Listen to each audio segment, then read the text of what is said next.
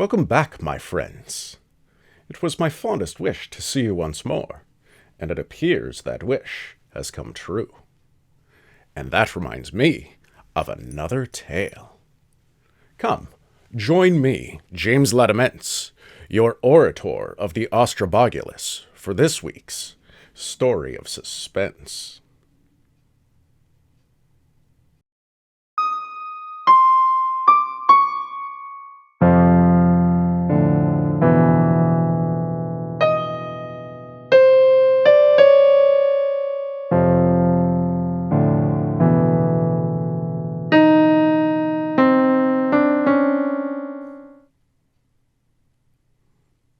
Without, the night was cold and wet, but in the small parlor of Laborman Villa, the blinds were drawn and the fire burned brightly.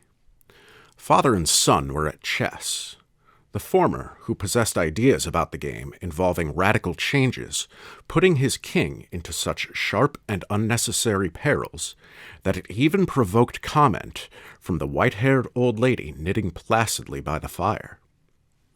"Hark at the wind," said Mr. White, who, having seen a fatal mistake after it was too late, was amiably desirous of preventing his son from seeing it.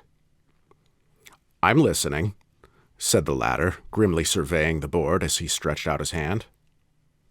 "Check."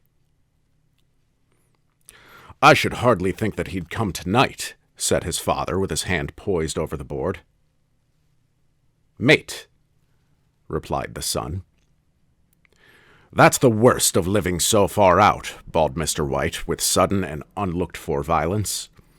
"Of all the beastly, slushy, out-of-the-way places to live in, this is the worst. The pathway is a bog, and the road is a torrent. I don't know what people are thinking about. I suppose because only 2 houses in the road are let, they think it doesn't matter." "Never mind, dear," said his wife soothingly. "Perhaps you'll win the next one." Mr. White looked up sharply, just in time to intercept a knowing glance between mother and son. The words died away on his lips, and he hid a guilty grin in his thin gray beard. "There he is," said Herbert White, as the gate banged too loudly and heavy footsteps came toward the door. The old man rose with hospitable haste, and opening the door, was heard condoling with the new arrival. The new arrival also condoled with himself, so that Mrs. White said, "Tut-tut," and coughed gently as her husband entered the room, followed by a tall, burly man, beady of eye and rubicund of visage. "Sergeant Major Morris," he said, introducing him. The sergeant major shook hands, and taking the preferred seat by the fire, watched contentedly while his host got out whiskey and tumblers and stood a small copper kettle on the fire.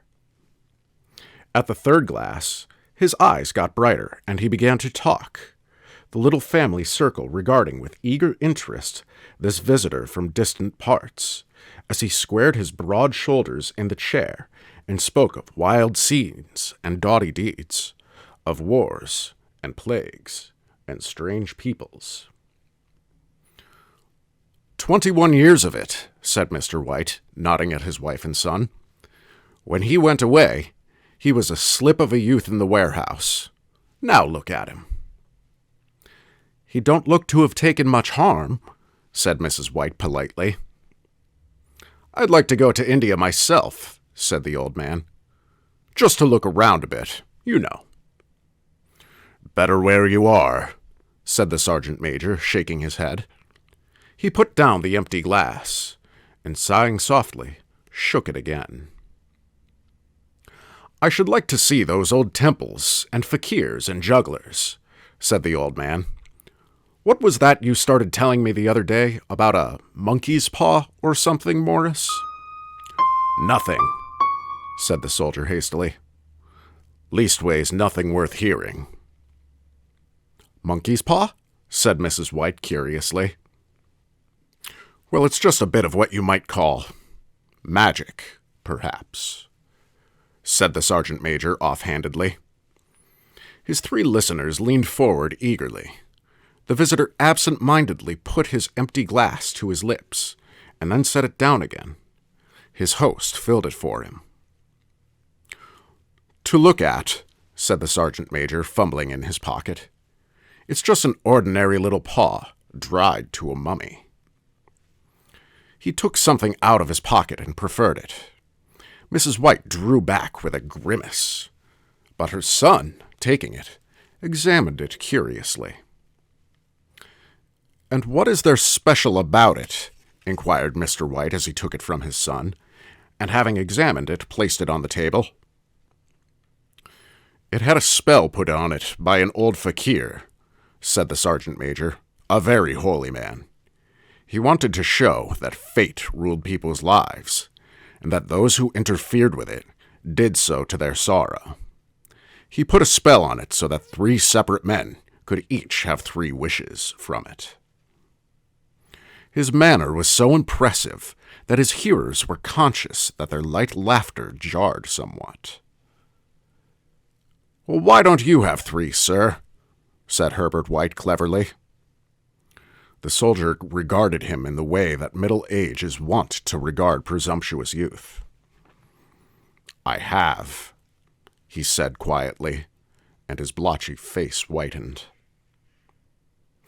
"And did you really have the 3 wishes granted?" asked Mrs. White. "I did," said the sergeant major, and his glass tapped against his strong teeth. "And has anybody else wished?" persisted the old lady. "The first man had his 3 wishes, yes," was the reply. "I don't know what the first 2 were, but the third was for death.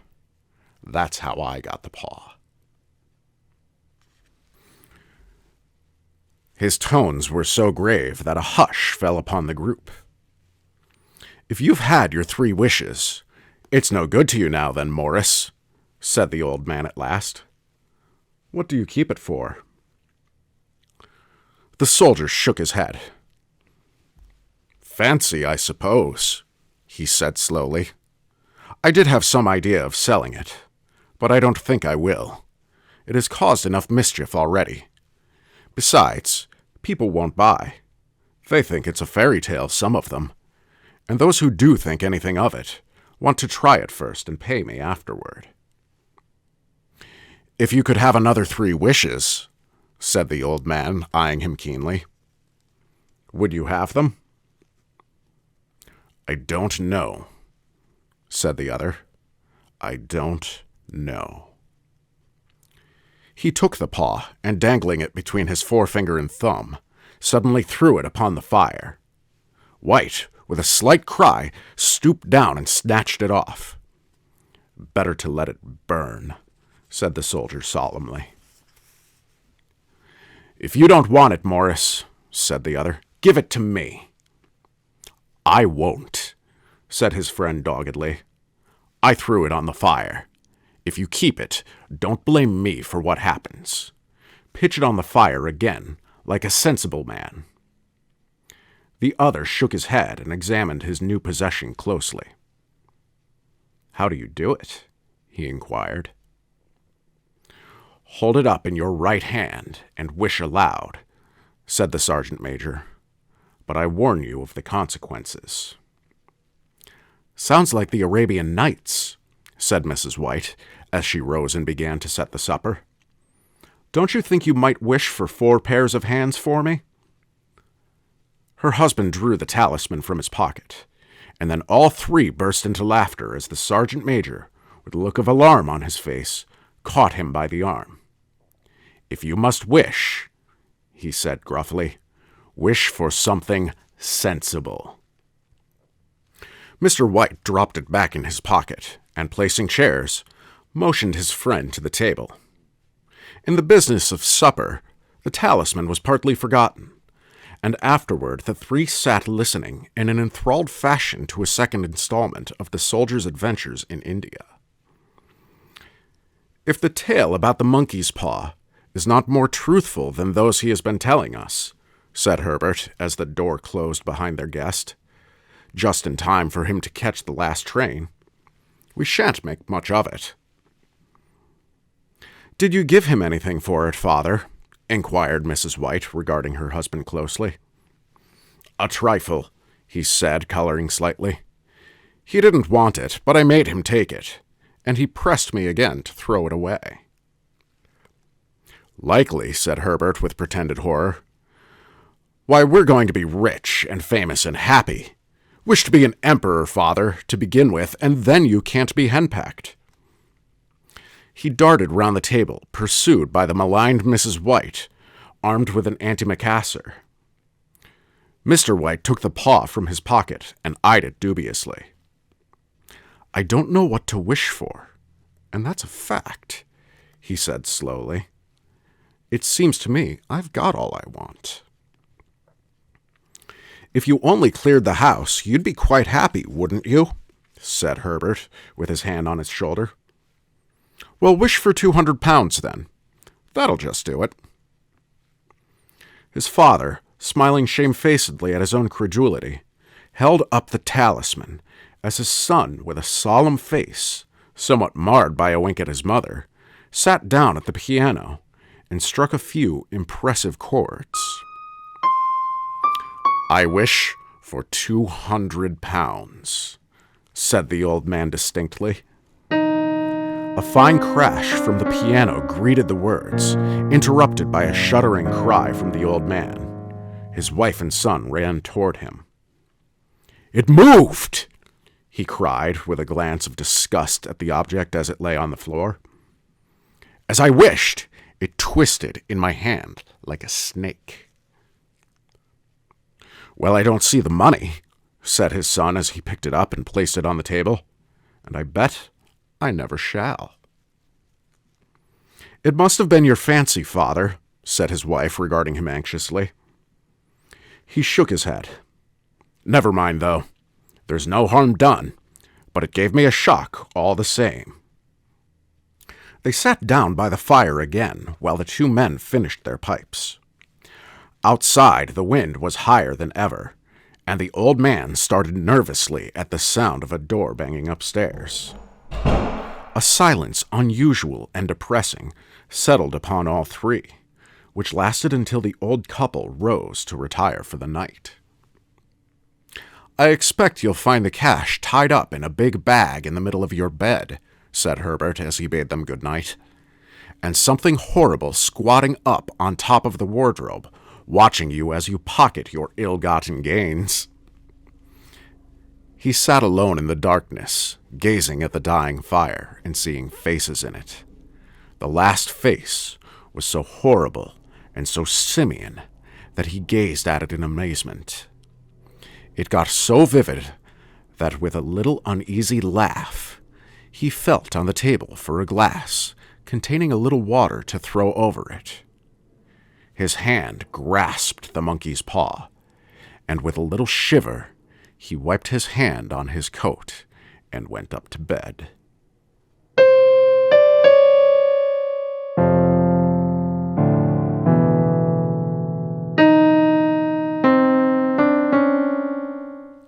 In the brightness of the wintry sun next morning, as it streamed over the breakfast table, he laughed at his fears. There was an air of prosaic wholesomeness about the room, which it had lacked on the previous night, and the dirty, shriveled little paw was pitched on the sideboard with a carelessness which betokened no great belief in its virtues. "I suppose all old soldiers are the same," said Mrs. White. "The idea of our listening to such nonsense. How could wishes be granted in these days? And if they could, how could £200 hurt you, father?" "Might drop on his head from the sky," said the frivolous Herbert. "Morris said that things happened so naturally," said his father, "that you might, if you so wished, attribute it to coincidence." "Well, don't break into the money before I come back," said Herbert as he rose from the table. "I'm afraid it'll turn you into a mean, avaricious man, and we shall have to disown you." His mother laughed, and following him to the door, watched him down the road, and returning to the breakfast table, was very happy at the expense of her husband's credulity. all of which did not prevent her from scurrying to the door at the postman's knock, nor prevent her from referring somewhat shortly to retired sergeant majors of bibulous habits when she found that the post had brought a tailor's bill. "Herbert will have some more of his funny remarks, I expect, when he comes home," she said as they sat at dinner. "I dare say," said Mr. White, pouring himself out some beer. "But for all that, the thing moved in my hand. That I will swear to." "You thought it did," said the old lady soothingly. "I say it did," replied the other. "There was no thought about it. I had just—" "What's the matter?" His wife made no reply.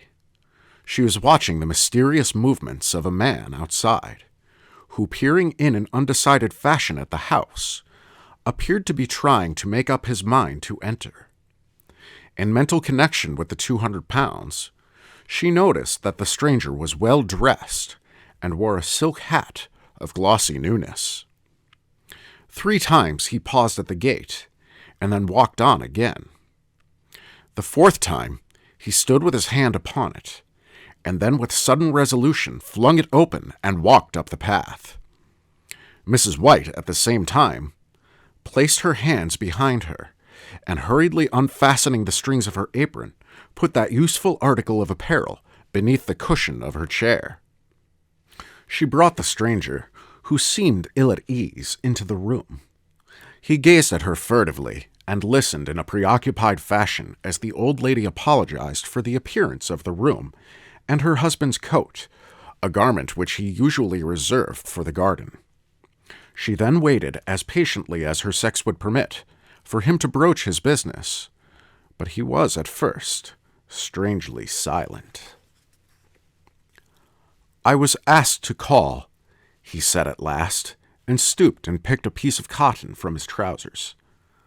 "I come from Ma and Megan's." The old lady started. "Is anything the matter?" she asked breathlessly. "Has anything happened to Herbert? What is it?"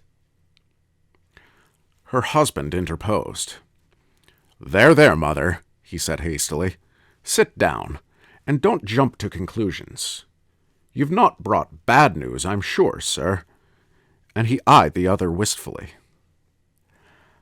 "I'm sorry," began the visitor. "Is he hurt?" demanded the mother wildly. The visitor bowed in assent. "Badly hurt," he said quietly. "But he is not in any pain." "Oh, thank God!"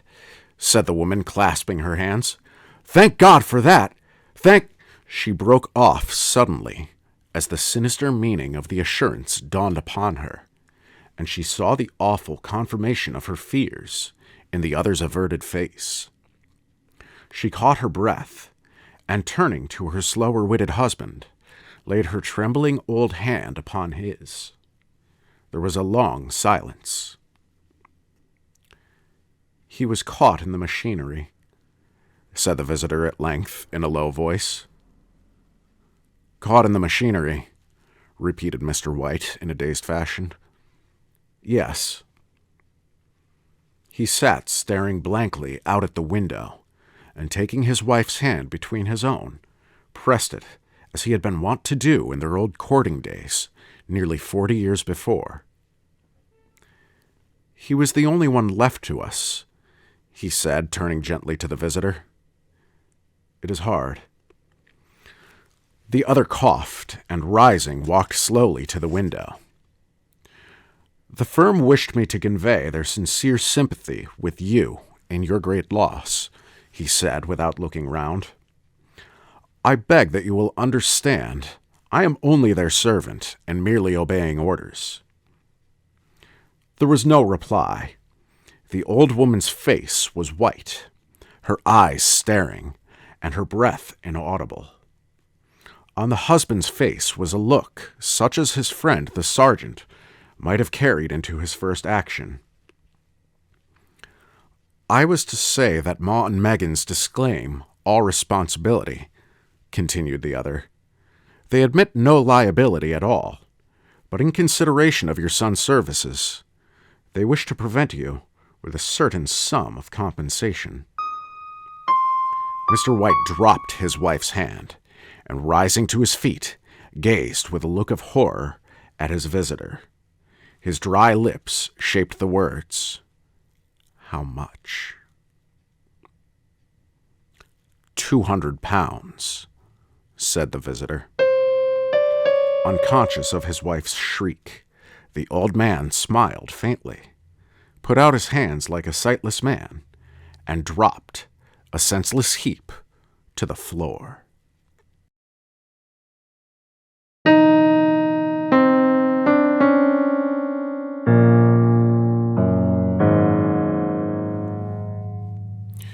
In the huge new cemetery, some 2 miles distant, the old people buried their dead and came back to a house steeped in shadow and silence. It was all over so quickly that at first they could hardly realize it, and remained in a state of expectation, as though of something else to happen, something else which was to lighten this load, too heavy for old hearts to bear. But the days passed, and expectations gave place to resignation. The hopeless resignation of the old, sometimes miscalled apathy. Sometimes they hardly exchanged a word, for now they had nothing to talk about, and their days were long to weariness.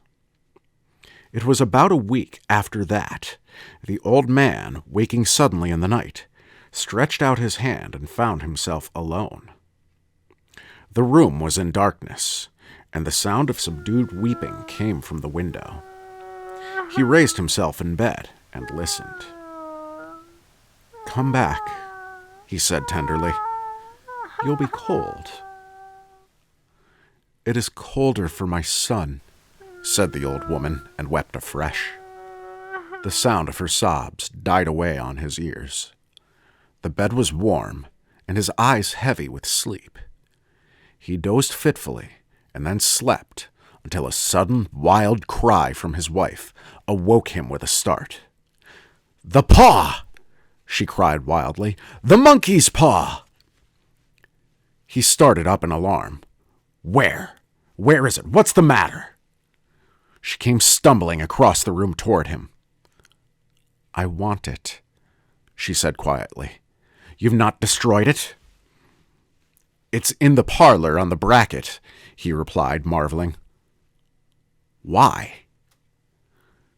She cried and laughed together, and bending over, kissed his cheek. "I only just thought of it," she said hysterically. "Why didn't I think of it before? Why didn't you think of it?" "Think of what?" he questioned. "The other 2 wishes," she replied rapidly. "We've only had one." "Was that not enough?" he demanded fiercely. "No," she cried. "We'll have one more. Go down and get it quickly, and wish our boy alive again." The man sat up in bed and flung the bedclothes from his quaking limbs. "Good God, you're mad!" he cried, aghast. "Get it," she panted. "Get it, quickly, and wish! Oh, my boy, my boy!" Her husband struck a match and lit the candle. "Get back to bed," he said unsteadily. "You don't know what you're saying." "We had the first wish granted," said the old woman feverishly. "Why not the second?" "A coincidence," stammered the old man. "Go and get it and wish!" cried his wife, quivering with excitement. The old man turned and regarded her, and his voice shook. "He has been dead 10 days. And besides, I would not tell you else, but I could only recognize him by his clothing. If he was too terrible for you to see then, how now?" "Bring him back!" cried the old woman, and dragged him toward the door. "Do you think I fear the child I have nursed?" He went down in the darkness and felt his way to the parlor, and then to the mantelpiece. The talisman was in its place, and a horrible fear that the unspoken wish might bring his mutilated son before him ere he could escape from the room seized upon him, and he caught his breath as he found that he had lost the direction of the door. His brow cold with sweat, he felt his way round the table and groped along the wall until he found himself in the small passage with the unwholesome thing in his hand. Even his wife's face seemed changed as he entered the room. It was white and expectant, and to his fears seemed to have an unnatural look upon it. He was afraid of her. "Wish!" she cried in a strong voice. "It is foolish and wicked," he faltered. "Wish!" repeated his wife. He raised his hand. "I wish my son alive again." The talisman fell to the floor, and he regarded it fearfully. Then he sank trembling into a chair as the old woman with burning eyes walked to the window and raised the blind. He sat until he was chilled with the cold, glancing occasionally at the figure of the old woman peering through the window. The candle end, which had burned below the rim of the china candlestick, was throwing pulsating shadows on the ceiling and walls, until, with a flicker larger than the rest, it expired. The old man, with an unspeakable sense of relief at the failure of the talisman, crept back to his bed, and a minute or two afterward the old woman came silently and apathetically beside him. Neither spoke, but lay silently listening to the ticking of the clock. A stair creaked, and a squeaky mouse scurried noisily through the wall. The darkness was oppressive, and after lying for some time, screwing up his courage, he took a box of matches, and striking one, went downstairs for a candle. At the foot of the stairs, the match went out, and he paused to strike another, and at the same moment, a knock, so quiet and stealthy as to be scarcely audible, sounded on the front door. The matches fell from his hand and spilled in the passage.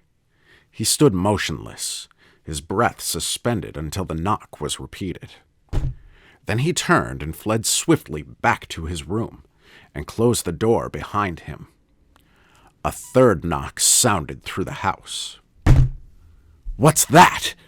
cried the old woman, starting up. "A rat," said the old man in shaking tones. "A rat. It passed me on the stairs." His wife sat up in bed, listening. A loud knock resounded through the house. "It's Herbert!" she called. "It's Herbert!" She ran to the door, but her husband was before her, and catching her by the arm, held her tightly. "What are you going to do?" he whispered hoarsely.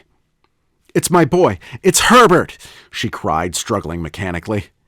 "I forgot it was 2 miles away. What are you holding me for? Let me go! I must open the door." "For God's sake, don't let it in!" cried the old man, trembling. "You're afraid of your own son!" she cried, struggling. "Let me go! I'm coming, Herbert, I'm coming!" There was another knock, and another. The old woman, with a sudden wrench, broke free and ran from the room. Her husband followed to the landing and called after her appealingly as she hurried downstairs. He heard the chain rattle back and the bottom bolt drawn slowly and stiffly from the socket. Then the old woman's voice, strained and panting. "The bolt!" she cried loudly. "Come down! I can't reach it!" But her husband was on his hands and knees, groping wildly on the floor in search of the paw. If he could only find it before the thing outside got in. A perfect fusillade of knocks reverberated through the house. and he heard the scraping of a chair as his wife put it down in the passage against the door. He heard the creaking of the bolt as it came slowly back, and the same moment he found the monkey's paw and frantically breathed his third and last wish. The knocking ceased suddenly, although the echoes of it were still in the house. He heard the chair drawn back, and the door opened. A cold wind rushed up the staircase, and a loud, long wail of disappointment and misery from his wife gave him courage to run down to her side, and then to the gate beyond. The street lamp flickering opposite shone on a quiet and deserted road.